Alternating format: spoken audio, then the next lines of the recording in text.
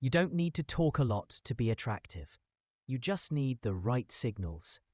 Quiet energy stands out. When you're calm, people pay attention. Start with your posture. Stand straight, shoulders relaxed. Keep your movements slow and controlled. Your eyes do half the flirting for you. Your presence matters more than your words.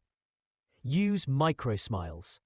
Tiny, warm expressions that feel natural. Give small nods when she talks.